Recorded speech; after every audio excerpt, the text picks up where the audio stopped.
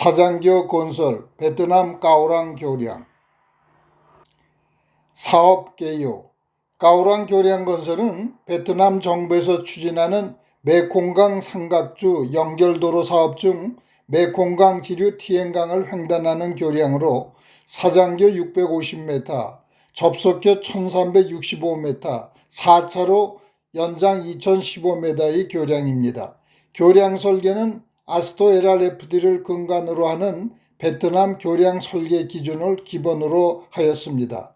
공사 금액은 1억 4,440만 US 달러, 아시아개발은행과 호주 정부가 지원하였고 국내 유신 엔지니어링사는 650m 사장교 설계를 담당하였으며 시공은 중국의 CRBC사와 베트남 비나코넥스사가 조인트 벤처로 담당하였고 공사기간은 2014년 3월 25일 착공하여 2017년 10월 22일 준공하였습니다.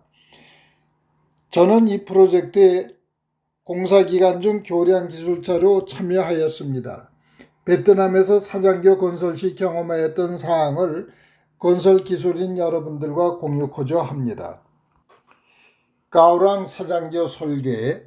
사장교는 주탑, 보강형, 케이블 3개의 주요 구조로 구성되며 현수교의 케이블선이 곡선 형태인 점에 반하여 사장교 케이블은 직선으로 역동적인 멋이 있습니다. 파이로는 내풍 좌굴 저항성을 고려하여 H 형상으로 설계하였고 케이블은 동일 연직면 내에 배치하여 정착구를 단순화하였습니다.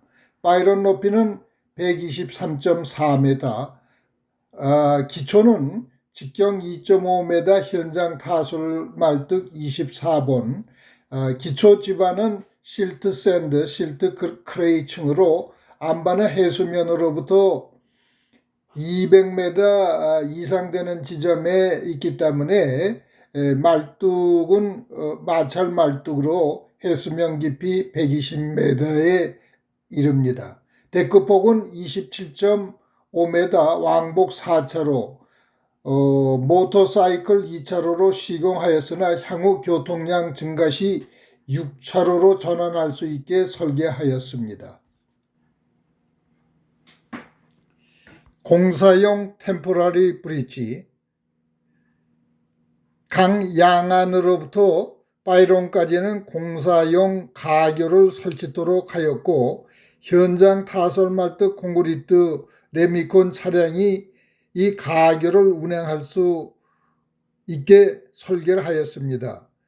양안 육상부에는 각각 콘크리트 배차 프렌트를 설치하였고 해상에도 플로팅 콘크리트 배차 프렌트를 확보하여 현장 타설 말뚝, 주탑, 데크, 기초 콘크리트를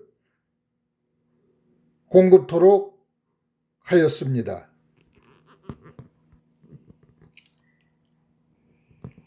캐스트인 프레스 콘크리트 파일 또는 보드 파일, 현장 타설 말뚝 시공 순서를 설명드리겠습니다. 사장교의 주탑 및 타이다운 비하의 기초는 대구경 현장 타설 말뚝과 파일캡 콘크리트로 구성되어 있습니다. 현장 타설 말뚝 순서는 바지 작업선의 이동 거치, 두 번째는 이제 스틸 파이프 휘생강관에 대한 거치, 파이브로 한마로 휘생강관을 항타, 세 번째는 RCD 장비 또는 바켓 굴착 장비로 케이싱 내부를 굴착, 네 번째 고압 에어리프팅으로 물을 역순환시켜 슬라임을 배출하고, 다섯 번째 굴착공 내 수직도 및 벽면 상태 측정을 위하여 고든 테스트 시험을 합니다. 이 시험이 끝나면은 조립된 철근망을 설치하고 트레미 파이프를 설치하여 수중 콘크리트를 타설 또는 양생하게 됩니다. 콘크리트가 끝나면은 소닉 테스트를 실시하여 콘크리트 상태를 검사하고 필요시 취약계소의 위험 요소가 발견된다고 예상될 때는 코어링을 실시하기도 합니다. 또 지지력 보강을 위해서 선단 그라우팅을 실시하기도 합니다. 이것이 일반적인 순서가 되겠습니다. 까우랑 사장교에 있어서는 말뚝 연장이 117m 말뚝에 대해서는 상부 주변에도 그라우팅을 실시하여 말뚝의 지지력을 보강한 바가 있습니다. 내경 2.5m의 스틸 강관을 설치하는 모습이 되겠습니다. 육상 또는 해상 구간에서 스틸 케이싱이 설치되면은 케이싱 내부에 토사를 굴착하는 그러한 장면이 되겠습니다. 다음은 현장 타설 말뚝 굴착 방법 중에 하나인 RCD 공법, 리버스 서큘레이션 드릴 공법에 대한 설명드리겠습니다. RCD 공법이란 현장 타설 말뚝 공법 중 하나로 역순환 굴착 공법이라고도 합니다. RCD 공법은 물이나 안정액을 굴착공 안에 정수압을 유지하여 굴착 공병을 보도록 하며 굴착하는 방법으로 굴착된 토사와 안정액의 혼합물이 드릴 파이프 내부를 통해 밖으로 배출되고 배출된 순환선은 침전지에서 토사를 침전시킨 뒤 다시 굴착공으로 들어가는 방식이 됩니다. 시공 순서는 먼저 굴착 위치에 케이싱을 설치하고 RCD 장비를 케이싱 상단에 설치하고 공기 압축기에 호스를 연결 미리 혼합한 안정액을 굴착공으로 공급하면서 굴착합니다. 굴착 후 철근망 설치하고 트레 및 파이프 콘크리트를 타설하며 케이싱을 뽑아내며 콘크리트 타설이 형성하게 됩니다. RCD 장비는 선단에 드릴 비트를 장착하여 안반을 굴착할 수 있는 장점이 있습니다. 예정 심도에 도달되면 공조의 슬라임을 제거하고 콘크리트 타설 전에 에어리프팅 방법으로 압축 공기를 트레미관 내부에 송기시켜 상승률을 발생케 하여 선단 슬라임을 제거 후 콘크리트를 타설하게 됩니다. 현장 타설 말뚝 철근만 제작하는 장면이 되겠습니다. 철근만 설치, 상단과 하단 연결 작업 등의 모습이 되겠습니다. 다음은 공사 기간 중 가장 어려웠던 사항인 대구경 말뚝 깊이가 120m가 되는 말뚝 시공을 위하여 고심했던 사항입니다. 주탑 기초 위의 수심은 일반적으로 약 17m가 되며 말뚝 길이는 일반적으로 100m 정도 이상이 됩니다. 수직으로 토사 구간을 굴착하고 나공 상태의 굴착공에 철근망을 수직으로 설치하고 콘크리트를 타설하여 현장 말뚝을 시공한다는 것은 적합한 장비를 갖추고도 용이한 일이 아닙니다. 강 수위와 유속은 계절마다 강우량에 따라 변하고 직경 2.5m로 굴착된 공벽은 단지 벤토나이트 용액만으로 공벽 붕괴를 방지하고 있는 상황에서 후러팅 바지선에 대형 크레인을 동원하여 작업에 임하였으나 바지선이 약간의 요동만 있어도 100m 되는 그 굴착 샤프트에 미치는 영향은 매우 큽니다. 잭갑 바지선인 셀프 엘리베이팅 플랫폼 바지선을 시공자가 확보할 수 없었기 때문에 일반 바지선을 사용하여야 하였던 점은 부득이한 선택이었다고 생각됩니다. 굴착만이라도 RCD 방법에 의하였다면 굴착공의 수직도 확보에 큰 도움이 되었으리라 판단됩니다. 현장 타설 말뚝 시공은 베트남 시공자가 담당하였기에 현지 사정을 무시할 수도 없었습니다. 공사 기간이 이로 인하여 길어지고 파일 말뚝에 대한 품질에 대한 의구심이 커지기 때문에 말뚝에 대한 OSL 테스트와 PDA 테스트를 실시하여 시공된 말뚝의 지지력을 확인하여 설계에 요구되는 사항이 만족되었음을 확인한 바는 있습니다. ADB 인스펙션. ADB에서는 6개월마다 정기적으로 전문가들로 구성된 팀이 현장의 안전, 품질, 공정, 문제점 등에 대하여 점검하고 협의를 갖습니다. ADB 현장 점검은 발주처나 콘설턴트, 시공자, 하도급 업자들에게는 매우 중요한 이벤트입니다.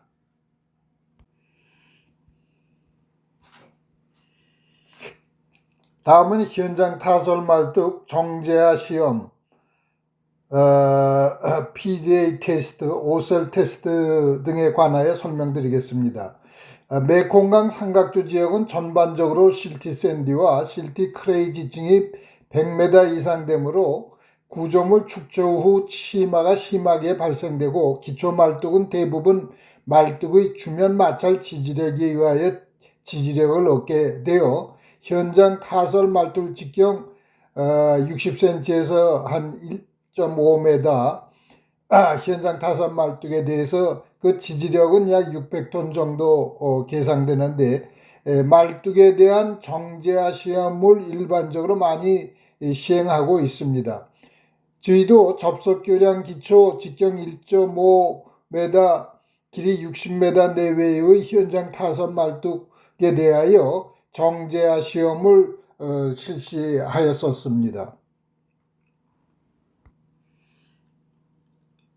PDA, 파일 드라이빙 아나라이저 테스트는 주로 기초 말뚝 파일 설치 시에 성능을 평가하기 위하여 사용되는 방법입니다. PDA 테스트는 말뚝에 부착된 가속도계와 센서를 사용하여 말뚝에 가해지는 하중, 속도 및 변형을 측정합니다. 이를 통해 말뚝의 동적 특성, 저항 및 성능을 평가하여 기초 설계 및 구조물의 안정성을 확인하는 방법이 되겠습니다. 동제화 시험에 의한 지지력은 워킹 로드의 2배 이상 요구가 일반적으로 사용되고 있으나 G 카우랑에서는 1.5배 이상을 적용하였습니다.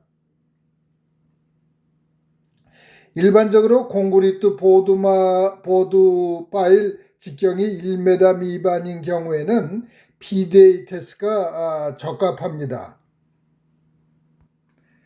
OSL 테스트.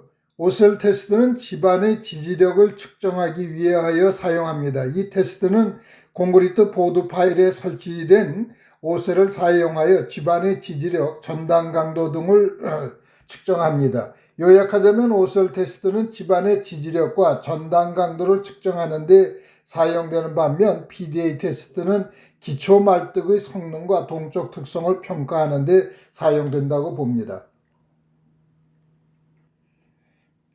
까우란 현장에서 현장 타설 말뚝에 대한 제화 시험 결과 및 조치사항에 대해서 설명드리면은 보드 파일 다이아메터 2.5m 길이 117m일 경우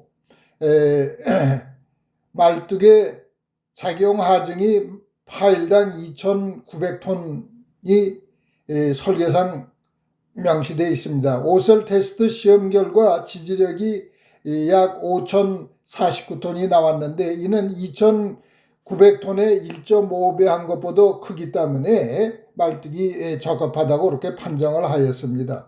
모든 말뚝 그 선단에는 토그라우팅을 실시하였고 특별히 말뚝 길이가 117m로 가장 긴 말뚝에 대해서는 상부의 주변 마찰력 증대를 위하여 그라우팅을 실시하기도 하였습니다. 파일 캡 시공. 프리캐스트 바닥 판넬을 보드 파일 휘생강관에 설치된 브라켓에 거치하여 파일 캡 바닥 거푸집으로 사용하는 장면이 되겠습니다. 프리캐스트 스커팅 콘크리트 판넬, 프리캐스트 스커팅 판넬 설치와 파일캡 콘크리트 2차 타설 하중을 지탱하기 위하여 1차적으로 80cm 두께로 철근 콘크리트를 타설하고 파일캡 주변에 프리캐스트 스커팅 판넬을 영구 겉집 역할로 설치하게 됩니다. 파일캡 1차 바닥 콘크리트가 타설된 사진입니다. 이후 스커팅 콘크리트 판넬을 설치하고 파일캡 철근 배근과 2차 콘크리트 타설 그리고 그에 따른 양생순으로 작업을 수행하게 됩니다. 타이다운 피아, 타이다운 교각은 콘크리트 데크, 교각, 파일캡과 간결 구조로 연결하고 내부에 유형 강형선을 배치하여 거도 교각 파일캡이 일체 고동하도록 프리스트레싱을 도입합니다. 타이다운 교각 상부 캔티레버 형태의 단부에는 접속교가 놓이도록 계획하여 상향력에 효율적으로 저항할 수 있게 설계 시공하였습니다. 주탑 시공은 오토클라이밍 폼 시스템을 이용하여 기본 세그멘트 높이 4m로 시공되었으며 완세그단 일반적인 소요 기간은 일주일 7일이었습니다. 주탑의 하단 가로부는 파일캡 위에 가설 벤트를 설치하여 현장 콘크리트를 2단계로 분리하여 타설하였습니다. 34일이 소요되었습니다. 상단 가로부는 가설용 트러스 및 거푸집 설치 후 2단계로 나누어 콘크리트 타설을 하였습니다. 123.4m의 주탑 건설에 소요된 기간은 11개월이었습니다. 주탑 상단 가로부 트러스 거푸집 철거하고 하강하는 모습이 되겠습니다. 데크 컨스트럭션, 가오랑 사장교의 보강가다는 데크, 가로보, 엣지가다로 구성됩니다. 보강가다 일반 구간은 홈트라블러를 이용한 FCN 공법으로 주탑 위치의 주두부 및 측경관 단부는 가설 벤트와 브라켓들을 이용한 FSM 공법으로 시공하였습니다. 주두부가 완성된 후 일반 구간은 FCN 공법으로 세그멘트당 10.4m의 길이로 순차 시공되었습니다. 각 단계별 공사는 1일의 차이를 두고 주경관과 측경관 순으로 진행되었고 세그당 일반적인 원사이클의 소요 공기는 14일이 걸렸었습니다. 엣지가다 데크 콘크리트 단면과 홈트라블러 설치된 모습입니다.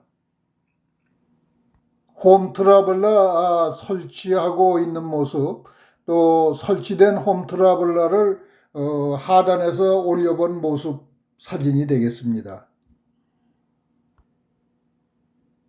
데크가다 시공 순서는 다음과 같습니다. 맨 처음 주두부 부분을 주탑에 설치를 해야 하고 주두부가 설치되면 그 주두부 양가로 홈트라블러를 설치합니다. 그 홈트라블러 설치 시에 또 윈드 바페팅 케이블을 필요 구간에 설치를 하게 됩니다. 그러면서 이제 덱 컨스트럭션의 순서는 프리캐스트 콘크리트 앙카 포드를 미리 제작해 갖고 홈트라블러가 설치되면은 앙카 포드를 설치하고 두 번째 신구 콘크리트 단면의 접합을 위해서 컨스트럭션 조인트에 대한 취핑 작업을 하게 되고 세 번째 이 철근 설치 전에 설치된 앙카 스테이 케이블을 설치합니다. 그 스트랜드 바이 스트랜드로 스테이 케이블을 설치하고 다음에 덱 철근 배근과 콘크리트를 타설하게 되죠. 그 다음에 이제 콘크리트가 양성이 되지면은 데크의 엣지빔이라든가 크로스 빔에 설치해야 할 그 텐돈을 설치하고 텐셔닝을 하게 됩니다. 이제 이러한 것이 끝나지면은 최종적으로 다음 단계 진행하기 전에 완성된 그 데크나 파이론 또는 앙카 포인트, 케이블 호스 등에 대한 그 측량들을 모니터링하게 됩니다. 이러한 순으로 되풀이하면서 데크 컨스트럭션을 하게 되지요. 데크 캠바 관련 시방서. 콘크리트 구조물은 시간이 경과함에 따라 슈링케이지가 발생되고 크리프 현상에 의하여 그 자체 부피가 줄면은 캔티레버 공법으로 시공되는 콘크리트 가다 종단 선형은 시간이 갈수록 처지게 됩니다. 가오랑 사장교 시방서에는 그 입철도면에 명시된 교량의 기하학적 수치는 교량 완공 후 만일 경과 후에 엘리베이션을 표시한다고 명시되어 있습니다. 그러므로 시공사는 허용오차 범위 내에서 시공 중 교량의 형상 관리를 위한 데크 캠바에 관련 완성 시 또는 10년 또는 20년 경과 시 데크 엘리베이션이 어떻게 되는지 분명히 명시된 시공계획서를 제출하여 승인을 받아야 합니다.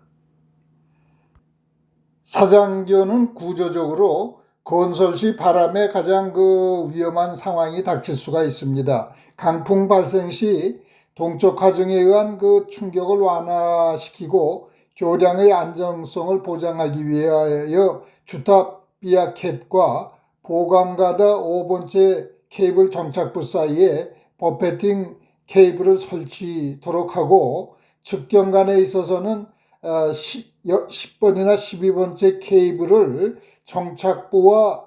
케이블 정착부와 임시교각 사이에 타이다운을 설치하여 안정성을 기하도록 합니다.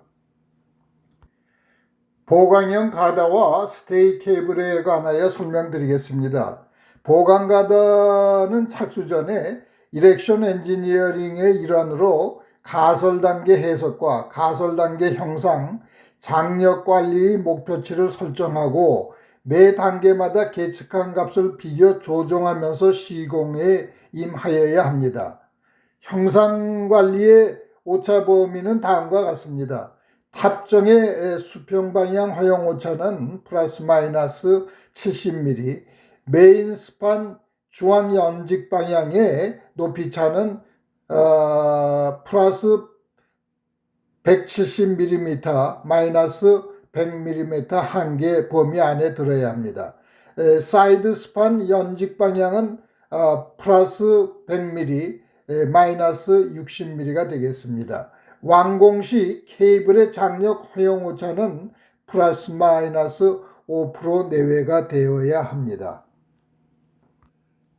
이 사진은 엣지가다 배근 전에 엣지 그 타설된 콘크리트를 취핑하는 장면과 철근을 배근하는 장면이 되겠습니다.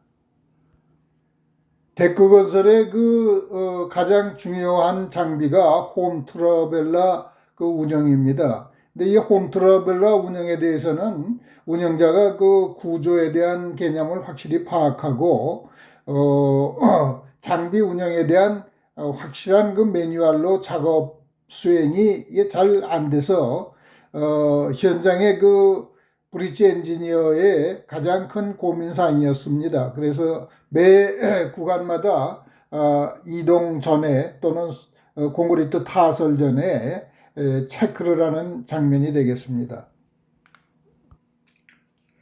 다음은 케이블 가설 및 긴장에 대하여 설명드리겠습니다. 사장교의 형상 관리를 위해 가장 중요한 요소인 케이블은 각 시공 단계별로 계획된 도입 장력으로 긴장 후 장력과 형상에 대하여 검토 보정되어야 합니다. 케이블을 구성하는 개별 스트랜드에 동일한 장력을 도입하기 위하여 모노스트랜드 잭을 사장교에선 일반적으로 사용하고 있습니다. 케이블 가설 및 장력 도입 순서를 간단히 설명드리면은, 첫째, 케이블 실거리에 대한 측정을 하여야 하고, 마스터 스트랜드에 대한 무응력장 및 예상 충력을 산정하고, 마스터 스트랜드를 설치 및 긴장한 후 일반 스트랜드에 장력을 도입합니다. 장력 측정 결과 긴장 단계의 허용 오차는 플러스 마이너스 2.5% 내외가 되어야 됩니다. 스트랜드 설치 후 HDPE 관을 연결하고, 연결이 끝나면 이제 최종 단계로 앙카레지 케이블 설치하고 내부 부식 방지를 위하여 왁스를 주입하게 됩니다. 홈 트러블러를 이동 설치하게 되면 제일 먼저 하게 되는 작업이 앙카브록을 설치하는 것입니다. 이 앙카브록은 프리캐스트 콘크리트로서 미리 제작하였다가 홈 트러블러 설치하면은 그 앙카브록을 설치하고, 여기에 그 스테이 케이블을 설치한 이후에 이제 그 철근, 배근 이런 사항이 콘크리트 타설 순으로 작업이 진행되는 것입니다. 현재 그 앙카브록 프리캐스트로 제작하는 작업과 설치된 앙카브록 모습이 되겠습니다. 주탑에서 주항경관으로 시작한 데크 건설은 최종 단계의 주항 지점에서 서로 만나게 됩니다. 이 경우 두 양단의 그 데크를 연결하기 위한 그 키 세그멘트를 시공하기 위해서는 한 면에 그 이 홈 트러블러를 철거를 해야 됩니다. 지금 그 홈 트러블러 철거하고 있는 준비하고 있는 그러한 사진이 되겠습니다. 양 주탑으로부터 건설되어 온 데크는 주항경관 주항 지점에서 서로 만나게 되는데, 이때의 엘리베이션도 서로 차이가 날 수 있고, 교축 방향의 그 얼라이먼트도 서로 차이가 발생됩니다. 그래서 사진에서 보시는 바와 같이 잭이나 또는 카운터웨이트로 그 수직 엘리베이션의 차를 조정하고 얼라이먼트 조정을 하기 위하여 십자 텐던을 사용하여 서로 조정 작업하는 사진이 되겠습니다. 다음은 케이블에 관하여 설명드리겠습니다. 사장교 케이블은 상부 하중을 주탑으로 전달하는 사장교의 핵심 요소로서 구조적 효율을 고려하여 세미 팬 타입으로 배치하였으며, 총 케이블 숫자는 128개, 거더 측 정착구 표준 간격은 10.4m로 시공되었습니다. 케이블 시스템은 개별 긴장이 가능하고 교체 및 유지 보수가 용이하며 4중 방식 시스템을 갖춘 멀티 스트랜드 시스템을 적용하였고, 인장 강도는 널리 사용되고 있는 1860메가파스칼의 강선을 사용하였습니다. 케이블과 같이 유연한 구조는 바람에 의한 그 진동이 많이 발생할 수 있습니다. 특히 사장교 케이블은 경사져 있기 때문에 풍우 진동 중에 다양한 유해한 진동에 노출되어 있습니다. 케이블의 진동을 제어하기 위한 대책으로는 케이블 표면에 립을 설치한다든가, 또는 케이블에 단파를 설치하거나 또 케이블 간에 크로스 타일을 설치하는 그런 방법이 있습니다. 현재 케이블 단발을 설치하는 모습입니다. 또한 케이블 설치가 끝나면은 케이블에 도입된 장력을 측정하기 위하여 스테이 케이블에 진동을 주고 거기에 따른 고유 진동수를 측정하여 케이블 도입된 충력을 산출하게 됩니다. 타이다운 비아와 접속교 연결부 슈퍼 T가드 설치 전 설치하는 모습과 설치 완료된 모습이 되겠습니다. 공중에서 바라본 콘크리트 주황 분리대 설치 중인 데크 모습입니다. 또 강에서 쳐다본 데크 모습 하면이 보입니다. 보드 파일, 주탑 기초, 데크 등에 공급되는 레미콘은 양안의 육상 부분에 설치된 배차 프렌트 또 해상의 플로팅 배차 프렌트를 사용하여 공급하였습니다. 플로팅 배차 프렌트 모습입니다. 공사 기간 가오랑 사장교는 2014년 3월 25일 착공, 2017년 10월 22일 준공 43개월의 기간이 소요되었습니다. 밤콩 대교를 연결하는 도로와 함께 정식으로 개통은 2018년 5월 27일이었습니다. 참고적으로 주요 작업 소요 일수를 설명드리면은 착공에서 모빌리제이션까지는 약 5개월, 현장 타설 말뚝 시공은 2014년 9월 1일부터 2015년 5월 31일까지 9개월이 소요되었고, 파일 캡 콘크리트 기초 콘크리트입니다. 기초 콘크리트는 약 4개월이 걸렸고 주탑 타이다운은 11개월이 걸렸습니다. 데크 콘스트럭션 케이블 스테이 설치는 1년이 걸렸습니다. 그래서 조명, 포장, 부대 시설이 약 2개월 걸려 43개월의 기간이 소요되었습니다.